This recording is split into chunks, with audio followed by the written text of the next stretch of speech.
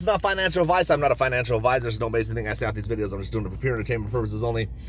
Jumping in real quick with, I didn't look at anything really. I have nothing to really spill that's going to change your life today. But the only thing I can say is I had an idea where this thing was going to go. We've had an idea for a while. I mean, a lot of people are going to say what they want to say. You know, everyone's got an opinion. I got an opinion. Who knows what's right? Who knows what's wrong? You've got to go with your instinct, your feeling, your due diligence, your DD, and make your own decisions. But with that being said, so many people are coming on like platforms, especially like I'm on a lot of stock groups in like Facebook and Reddit, and you're seeing a lot of FUD on Facebook. Reddit, not as much. You know what I mean? YouTube, not as much. A little bit. YouTube's pretty heavy too. I just block out so many people that anytime they just be saying some dumb shit, I just delete, gone. You know what I mean? Well, with Facebook, in those groups, you get, and I think it's kind of hilarious because you can kind of, I don't know, man. You can pinpoint certain words, certain keywords that everyone says. Most of it is revolving around the fact that, like, see what diamond handing got me. I see that all the time. Or I see a lot of the, what do I do? I'm down. No, none. The whole market's running, but not this play. And I don't know, just sounding like they don't know. Okay, this could go. It really could be new investors that only invested in an AMC for some weird reason and don't understand the market and haven't done any DD and are just going straight off of actual shills and negative people, and that's all they got. They don't, maybe they don't know how to do DD. So a lot of times I try to conversate, but sometimes it's just so full of fear, uncertainty, doubt, so full of keywords that just stand out in so many different posts or so many different comments, that I just don't, you know, honestly, at this point, I'm not even really arguing with people. It's more humorous to me that it's like, damn, these fuckers are really this bad off that they got random ass, fake ass profiles on Facebook saying we should all sell, shouldn't we? We don't want to be down 10%.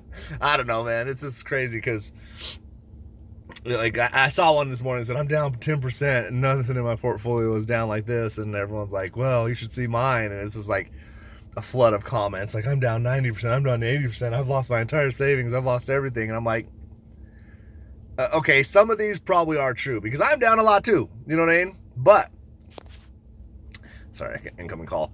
At the same time, I made the decision to invest in a company. No one forced me to do it. I did my own research. I did my own dreaming of what would happen if it squeezed, and I live with it. You know what I mean? So you make an investment and you live with it. I feel like some of these people are really just either really emo, like emotional, and you know, there's a lot of people like that in this world. So that I can understand, you know, and they just, I don't know, stressed out. Money stresses people out, which is understandable. It stresses me out too sometimes, but you just can't.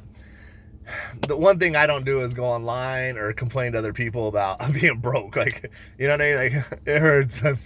I can't pay my bills. I've lost everything in AMC. Like, why? First off, I'm going to say the same thing I always say. Never invest more than you're willing to lose.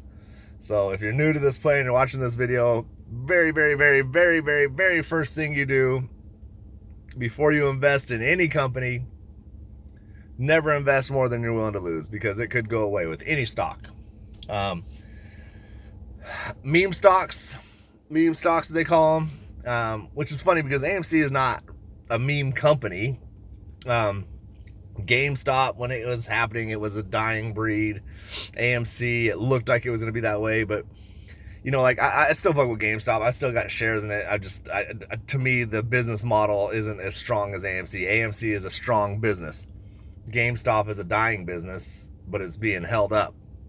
AMC was being held up by investors, but now, you know, they did the right thing. I feel like GameStop's trying to. Don't get me wrong. I'm not trying to say that they're just going downhill because people love games, but games are just different now. Like, theaters have been around since I don't even know when, since they called the show house. We're going to the show house, we're going to the picture house, see? You're going to go look at the picture, and then anyways. What I'm trying to say is AMC, it's an American classic tradition, what people do in movies. It's been around, it's going to be around. It's being reboosted as we speak. I've talked about Q4, Q5 of next year. That's when it's going to get real strong, I believe. Now look, if we go into Q4 and Q1 of 2025 and things just like tank and movies don't go good throughout 2025 and the box office tanks, and yeah, now it's time to think, okay, maybe things are changing, because there's a lot of good movies. Right now, there's not a lot of good movies. There's movies, but there's not like big blockbuster hits. You know what I mean? Everyone got into the streaming thing, and you can see it fizzling out.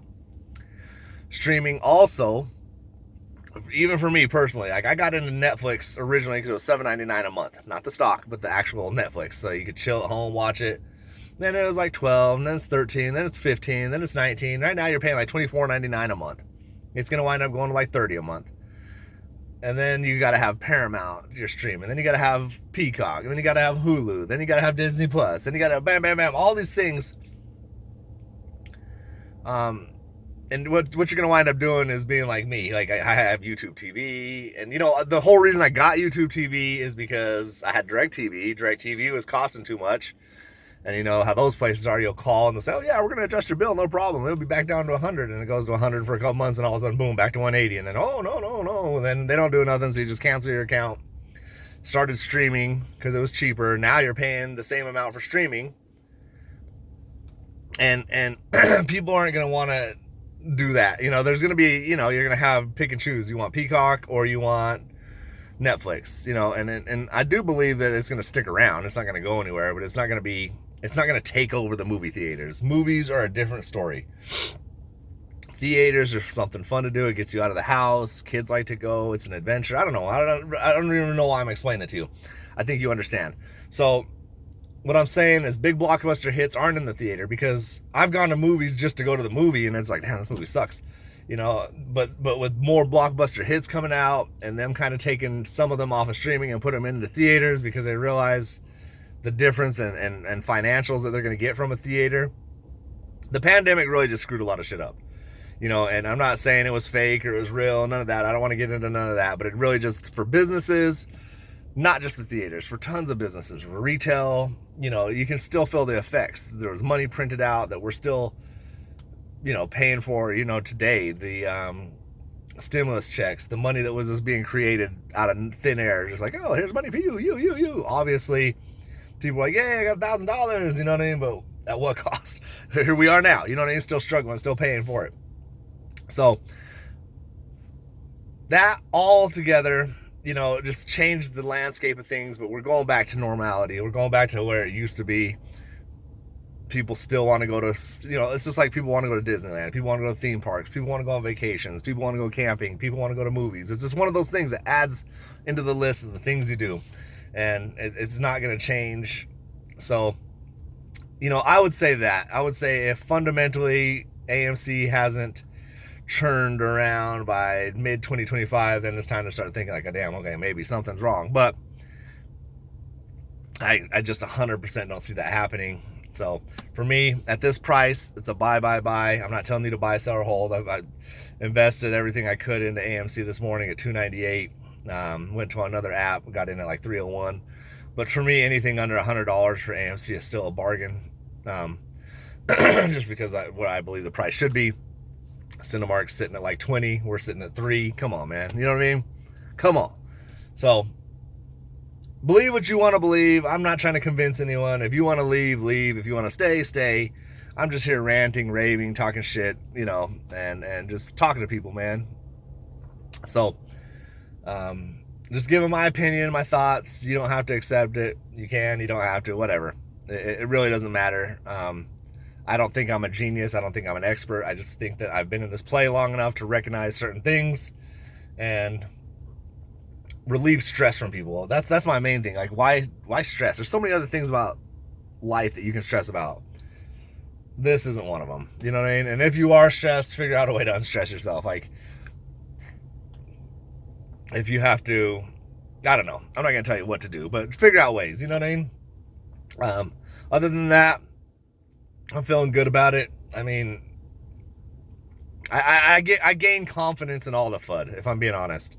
That's why maybe I shouldn't be deleting all the people that talk shit on my page, is because it really builds confidence on how crazy it sounds. I do believe there's some people that come up with valid points like this and this and this and this and this and this, but you can still counter it, you can still rebuttal it, and at the end of the day, it's like, wait, you know, no, that don't make sense. You're wrong. You know, you are literally wrong. Look at the fundamentals. Look at the balance sheet.